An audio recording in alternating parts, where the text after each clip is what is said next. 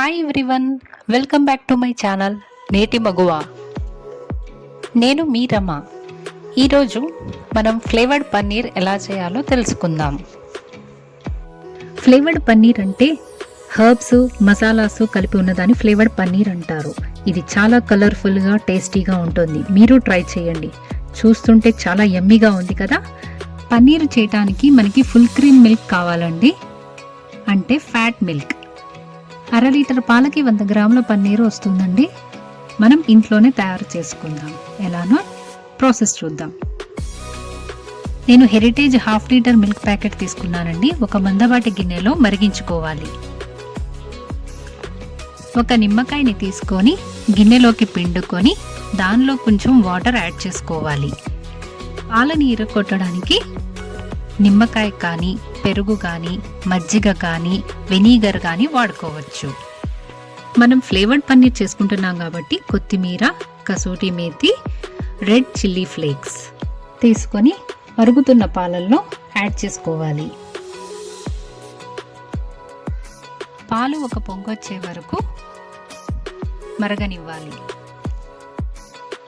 దానిలో పిండుకున్న నిమ్మకాయని వేసి కలపాలి. పాలు నెమ్మదిగా విరగటం స్టార్ట్ అవుతుంది.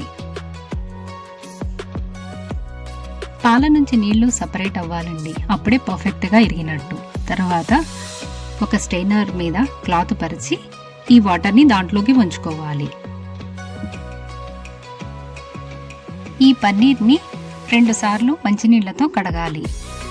నిమ్మకాయకున్న వాసన, పులుపు పోతుంది. మూటలాగా చేసుకొని దాన్ని పిండుకోవాలి. పూర్తిగా పిండుకున్న తర్వాత ఈ పన్నీర్ని చిల్లుల గిన్నెలో పెట్టి అదుముకోవాలి. ఎందుకంటే మనకి పర్ఫెక్ట్ సర్కిల్ షేప్ వస్తుంది. ఆ మూటని ప్రెస్ చేశాక దాని మీద ఏదైనా బరువు పెట్టుకోవాలి. ఆ విధంగా 1 గంట పాటు ఉంచాలి.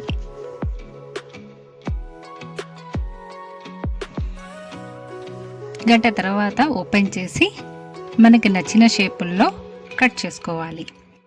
పన్నీర్ చూడటానికి చాలా కలర్ఫుల్గా, యమ్మీగా ఉంది కదండి.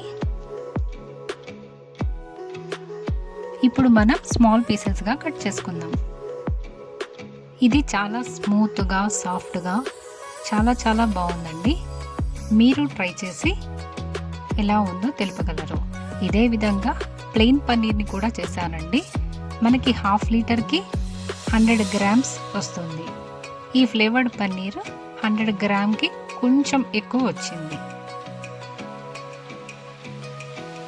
మన ఫ్లేవర్డ్ పన్నీర్ రెడీ అయిపోయిందండి.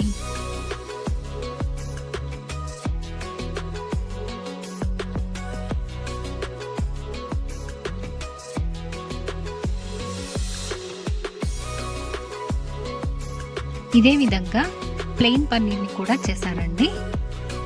చాలా సాఫ్ట్గా వచ్చాయి. మీరు ట్రై చేసి ఎలా ఉందో కామెంట్ సెక్షన్లో తెలుపగలరు. Please like, share and subscribe my channel. Thanks for watching my video.